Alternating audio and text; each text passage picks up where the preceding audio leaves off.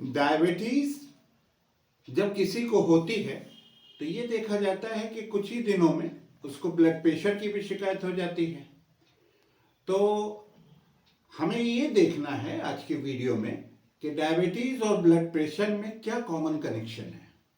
तो आज के जो वीडियो है उस पर हम यही देखेंगे कि डायबिटीज और ब्लड प्रेशर में क्या कॉमन कनेक्शन है और इसको हम खुद कैसे मैनेज कर सकते हैं। नमस्कार, मैं doctor Mehar Abbas, consultant cardiologist, RB memorial multi speciality hospital, Khowa Mandi, Jaunpur. Diabetes को खत्म किया जा सकता है नॉलेज और डिसिप्लिन की मदद से। अगर आप नॉलेज और डिसिप्लिन को आप अपने साथ रखेंगे तो हम लोग पोलियो की तरह से डायबिटीज को खत्म किया जा सकता है। RB memorial multi speciality Hospital आपको इसमें काफी मदद करता है। जैसे आपको मेडिकल कंसल्टेशन और आपको डाइटिशियन की कंसल्टेशन जो है वो आपको फ्री में प्रोवाइड करता है। तो आप अगर आरबी मेमोरियल हॉस्पिटल से जुड़े रहते हैं तो आपको फायदा जरूर होगा। तो हम आज के वीडियो में आते हैं। ब्लड प्रेशर को समझने से पहले हमको ब्लड को समझना होगा। ब्लड क्या है? ब्लड एक प्रकार का कनेक्टिव टिश्यू है। कनेक्टिव टिश्यू का काम क्या होता है? वो आपको कनेक्टिविटी को बनाए रखना। जैसे आपको ब्लड का काम यह है कि वो ट्रांसपोर्ट में मदद करता है। कोई भी चीज को बॉडी में एक स्थान से दूसरे स्थान में पहुंचाने के लिए हमको ब्लड की जरूरत पड़ती है। सपोज पैनक्रियास जो है ये आपका इंसुलिन बनाता है और इंसुलिन बनाने के बाद जो है ये क्या करता है कि इसको ब्लड में छोड़ देता है और वो ब्लड के जरिए आपके बॉडी के हर सेल में वो पहुंच जाती है। कैसे पहुंच जाती है? तो इसमें क्या होता है, हमारे बॉडी में जो बड़े और छोटे ट्यूब्स होते हैं जिसको हम लोग ब्लड वेसल्स बोलते हैं। और इसमें कुछ ट्यूब्स तो इतने छोटे होते हैं जो आप नेकेड आई से देख भी नहीं सकते। इसको हम लोग कैपिलरीज कहते हैं। इसके माध्यम से ब्लड क्या करता है कि सारी जो भी चीजें हैं, जैसे मैंने आपको इंसुलिन का एग्जांपल दिया, वो पूरे सेल्स तक पहुंचाता है। तो ब्लड बेसिकली ब्लड के दो कंपोनेंट होते हैं। 50% तो उसमें पानी होता है और दूसरे में क्या होता है, सॉलिड कंपोनेंट होता है। सॉलिड कंपोनेंट में क्या होता है, आरबीसी होता है। आरबीसी क्या करता है, हमको ऑक्सीजन एक्सचेंज में ऑक्सीजन पहुंचाता है। दूसरी चीज इसमें डब्ल्यूबीसी होता है। डब्ल्यूबीसी क्या करता है, हमको इन्फेक्शन से लड़ने में मदद करता है। बॉडी का जो डिफेंस मैकेनिज्म है वो देखता है। इसमें प्लेटलेट होते हैं, जैसे हमारे स्किन में कहीं कट गया तो वो जाके क्या करता है, वहां पे प्लेटलेट एग्रीगेशन हो जाता है और वहां पे आपके ब्लीडिंग को रोक देता है। तीसरे इसमें क्या होते हैं, इसमें कार्बोहाइड्रेट होता है, प्रोटीन होता है, फैट होती है।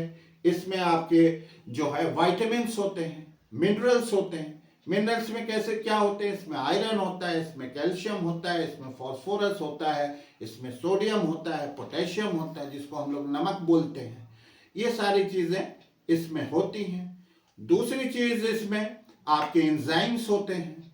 और क्या होता है, इसमें जो है बहुत सारे जो आपके फाइटोन्यूट्रिएंट्स वगैरह, ये सारी चीजें ब्लड में होती हैं।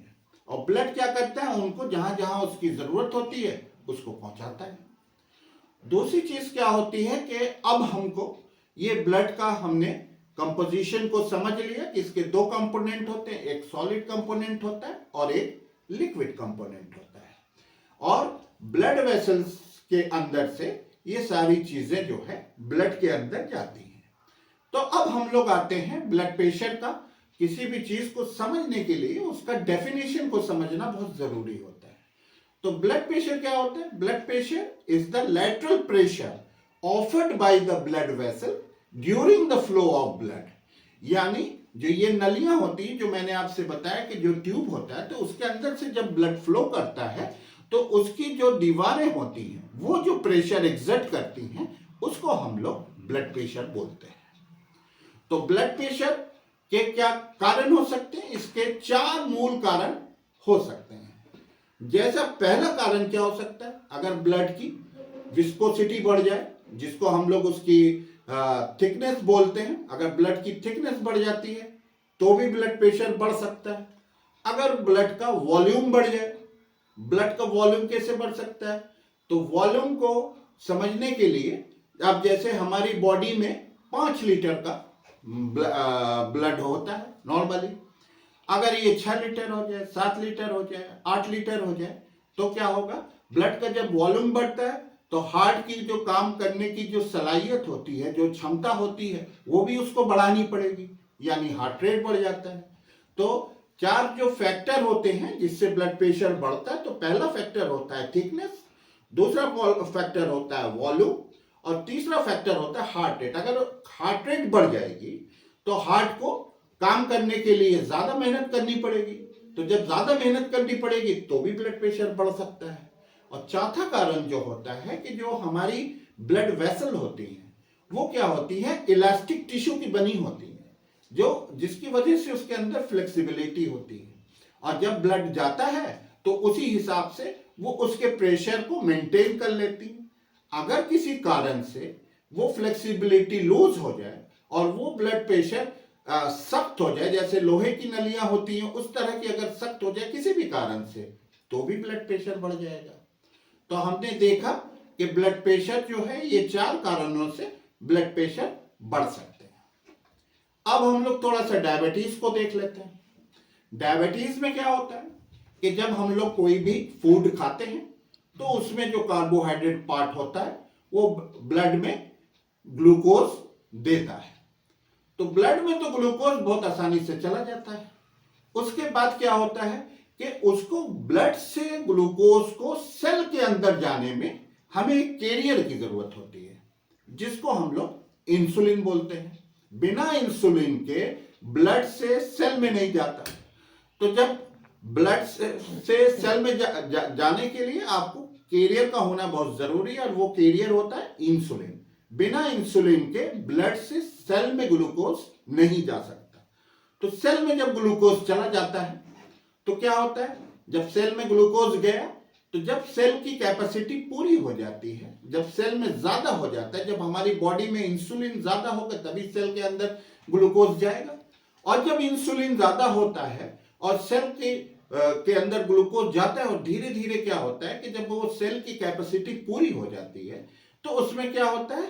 इंसुलिन के प्रति इंसुलिन रेजिस्टेंस डेवलप हो जाता है। सेल जो है अपना दरवाजा बंद कर देता है। उसके बाद क्या होती है? वो जो ग्लूकोज है वो ब्लड से सेल के अंदर जा नहीं पाती, तो वो क्या करती है? वो फिर ब्लड में घूमने लगती है। तो फिर जब आप ब्लड शुगर नापते हैं तो आपकी शुगर बड़ी होती है, तब तक हमको डायबिटीज हो जाती है। तो हमको ये पता लगा कि जो आपकी जो डायबिटीज होती है वो किस कारण से होती है? वो आपके इंसुलिन रेजिस्टेंस जब बॉडी में होता है तो ये हमको टाइप 2 डायबिटीज जो है ये हो जाती है। तो अब अगर इसके कनेक्शन को हमको समझना है कि ब्लड प्रेशर और शुगर का क्या कनेक्शन है, तो इस कनेक्शन में आपको सुने कि इंसुलिन क्यों बढ़ती है, इंसुलिन रेजिस्टेंस क्यों होता है बॉडी में जब हम बहुत ज्यादा कार्बोहाइड्रेट खाते हैं, यानी हमारा जब फूड का ग्लाइसेमिक लोड जब ज्यादा होता है। ग्लाइसेमिक लोड क्या होता है? कोई भी हम प्रोडक्ट जब खाते हैं तो खाने के बाद जो अमाउंट ऑफ शुगर वो प्रोडक्ट देती है उसको हम लोग उस प्रोडक्ट का ग्लाइसेमिक लोड बोलते हैं। तो जब हम हाई कार्बोहाइड्रेट डाइट लेते हैं तो उस यानी जिसका ग्लाइसेमिक लोड ज्यादा है तो वो क्या करती है? बॉडी के अंदर इंसुलिन बढ़ाती है। जब इंसुलिन बढ़ती है तो फिर क्या होता है? सेल के अंदर क्या होता है कि इंसुलिन रेजिस्टेंस पैदा होता है।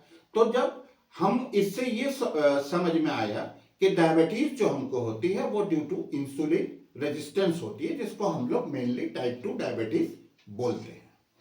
अब अगर हमको कनेक्शन को समझना है कि ब्लड प्रेशर और शुगर का क्या कनेक्शन है, तो उसके लिए मैं आपको एक एग्जाम्पल देता हूं कि हम लोग क्या कर एग्जाम्पल क्या है कि हम नॉर्मल सलाइन लेते हैं, ठीक है। नॉर्मल सलाइन का क्या होता है कि हम 100 ml वाटर लेते हैं। 100 ml वाटर में हम क्या करते हैं कि 0.9 ग्राम हम उसमें नमक डाल देते हैं। तो इसको हम लोग बोलते हैं आइसोटोनिक सॉल्यूशन। नमक को आप स्टर कर लिए, नमक करने के बाद आइसोटोनिक सॉल्यूशन में बन जाता है।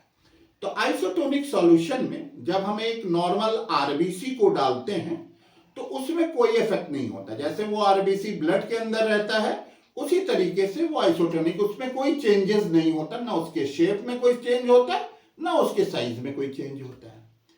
अब हम क्या करते हैं, 0.9% को हम उसमें नमक को आधा कर देते हैं, यानी 0.45 कर देते हैं।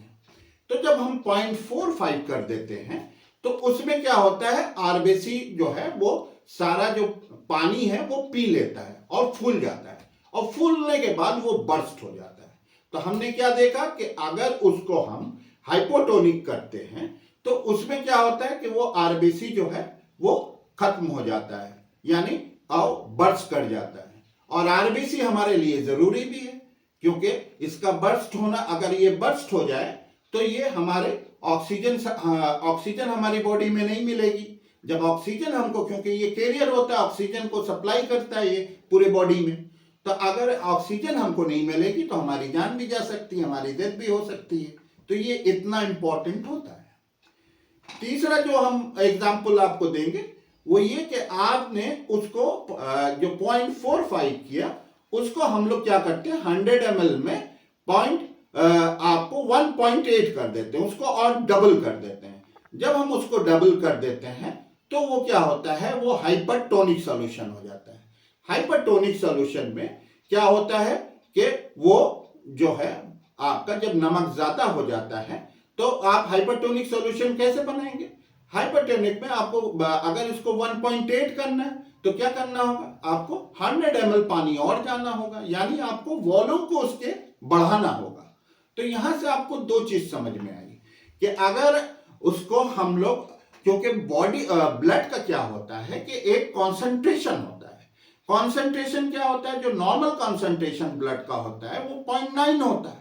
अगर 0.9 का आप बाहर भी, बॉडी के बाहर भी बनाते हैं तो उसमें आरबीसी जो है वो अनअफेक्टेड रहता है। मगर वो जब आप नमक की क्वांटिटी को बढ़ाते हैं तो क्या होता है कि वो उसमें क्या होता है, वॉल्यूम बढ़ जाता है। जब वॉल्यूम बढ़ जाएगा तो हार्ट के ऊपर क्या होगा, लोड पड़ेगा। हार्ट को जब वॉल्यूम करना है तो उसमें क्या करना होगा, उसको नमक को पकड़ना होगा। जब नमक को वो पानी को भी पकड़ना है, नमक को भी पकड़ना है, तो क्या होगा, उसका हार्ट में वॉल्यूम बढ़ जाएगा। जब वॉल्यूम बढ़ जाएगा तो आपने आपसे बताया कि वॉल्यूम बढ़ेगा तो ब्लड प्रेशर बढ़ेगा, और जब वॉल्यूम बढ़ता है तो हार्ट को काम करने के लिए और ज्यादा मेहनत करनी होगी। तो जो है इसमें क्या होता है कि ये आपको ब्लड प्रेशर बढ़ जाता है, क्योंकि हार्ट रेट भी बढ़ गई और वो भी बढ़ गया। दूसरा एग्जाम्पल जो हम आपको देंगे, इसको हम लोग कहते हैं ऑस्मोसिस। इसको जो ऑस्मोसिस का फेनोमेना कहते हैं, तो इसको तो साइंस वाले स्टूडेंट बहुत आसानी से समझ सकते हैं। उम्मीद करते हैं आप लोग भी इसको समझ गए होंगे। अब इसको हम लोग देखते हैं कि जो हम लोग खाते हैं कि अगर आप शरीर में नमक लेते हैं तो जब बॉडी में नमक जाएगा तो क्या करना होगा, आपका वॉल्यूम बढ़ जाएगा। जब वॉल्यूम बढ़ जाएगा तो क्या होगा, उसको नमक के साथ साथ पानी को भी ब्लड को पकड़ना पड़ेगा। उससे क्या होगा, हार्ट का ओवरलोड बढ़ जाएगा। जब हार्ट में ओवरलोड बढ़ जाएगा तो क्या होगा कि आपका जो हार्ट है उसको ज्यादा मेहनत करनी पड़ेगी। जब ज्यादा मेहनत करनी पड़ेगी तो हार्ट रेट बढ़ जाएगा। तो इस प्रक्रिया से आपका ब्लड प्रेशर जो है वो बढ़ जाता है। इसको हमने एग्जाम्पल से आपको समझाया। दूसरी एग्जाम्पल आपको ये देना है कि डॉक्टर क्रूज एक थे, तो ये बहुत इंटरेस्टिंग है। इसको आप बहुत इत्मीनान से इसको समझने की कोशिश कीजिएगा। तो क्या करते हैं कि एक डॉग लेते हैं, डॉग की एक टांग में क्या करते हैं, वो इंसुलिन लगाते हैं रोजाना, और एक टांग में क्या करते हैं, वो पानी का इंजेक्शन लगाते हैं। तो जब 6-7 महीना उसमें वो इंजेक्शन लगा लेते हैं, एक टांग में जो है वो इंसुलिन लगाते हैं और दूसरी टांग में क्या करते हैं, वो पानी का इंजेक्शन लगाते हैं। तो जिसमें इंसुलिन लगाते हैं 6-7 महीने बाद जब उस डॉग को वो देखते हैं कि उसका क्या इफेक्ट हुआ, तो उसमें वो देखते हैं कि उसमें जो बॉडी की जितनी नसें हैं सब में उसमें ब्लॉकेज हो जाता है, चाहे वो हार्ट की नसें हो, ब्रेन की नसें हो, सब में हो। तो इससे क्या पता चलता है कि ये जो ब्लॉकेज हुआ ये क्यों हुआ, उसमें तो इंसुलिन लगाया जाता था। तो इससे ये पता चला कि इंसुलिन जो है इसने ये ब्लॉकेज किया। तो इंसुलिन की एक प्रॉपर्टी ये होती है कि ये एक ग्रोथ हार्मोन है। ये क्या करता है कि सेल के अंदर जो है ये सेल डिवीजन को बढ़ा देता है। तो उसी प्रकार से हृदय की जो नलियां होती हैं, हृदय की नलियां क्या होती हैं, इलास्टिक टिश्यू से बनी होती हैं। तो जब उसमें इंसुलिन की, जब हमने आपसे बताया कि डायबिटीज में कॉज क्या होता है, क्यों आपके सॉल्ट रिटेंशन और वाटर रिटेंशन होता है, वो इंसुलिन की वजह से होता है। और इंसुलिन क्या करता है कि इज ए ग्रोथ हार्मोन, ये क्या करता है कि सेल डिवीजन को बढ़ा देता है। तो जो आपकी ब्लड वेसल्स हैं, जो खून की धमनियां हैं, वो क्या होती हैं, इलास्टिक टिश्यू से बनी होती हैं। तो क्या होता है कि उसमें जो सेल होते हैं वो उनकी नंबर ऑफ सेल्स को बढ़ा देती है। तो वो सब नंबर ऑफ सेल्स क्या करते हैं कि हृदय की नली के अंदर वो चिपक जाते हैं, और चिपकने की वजह से उसकी थिकनेस बढ़ जाती है। और जब हार्ड हो जाती है, उसकी थिकनेस बढ़ जाती है। तो मैंने आपसे बताया कि ब्लड प्रेशर का definition, it is the lateral pressure offered by the blood vessels during the flow of blood. तो क्या होता है कि फ्लो, जो ब्लड का फ्लो है उसमें हिंडरेंस होने लगती है, और जब हिंडरेंस होने लगती है तो ब्लड प्रेशर बढ़ जाता है। तो आपने देखा कि डायबिटीज और ब्लड प्रेशर ये दोनों जो हैं इंटरलिंक्ड हैं। यानी अगर आप इंसुलिन जो है, इंसुलिन बढ़ेगी तो इंसुलिन रेजिस्टेंस होगा। इंसुलिन रेजिस्टेंस क्यों होगा, जब आपकी फूड में जो है आपका ग्लाइसेमिक लोड बढ़ेगा तो आपका इंसुलिन रेजिस्टेंस होगा। इंसुलिन रेजिस्टेंस होगा तो आपका ब्लड प्रेशर भी बढ़ेगा। तो लोग जो ये कहते हैं कि आपने देखा कि आपका जो ब्लड प्रेशर बढ़ रहा है वो सॉल्ट इंटेक के कारण से नहीं बढ़ रहा है, बल्कि वो जो इंसुलिन है उसके कारण से आपका ब्लड प्रेशर बढ़ रहा है। तो इसलिए मैंने आपसे कहा कि डायबिटीज और हाइपरटेंशन ये इंटरलिंक्ड है। तो इसको क्या करना होगा, कैसे मैनेज करना होगा, तो हमको अपने फूड का ग्लाइसेमिक लोड जो है ये कम करना होगा।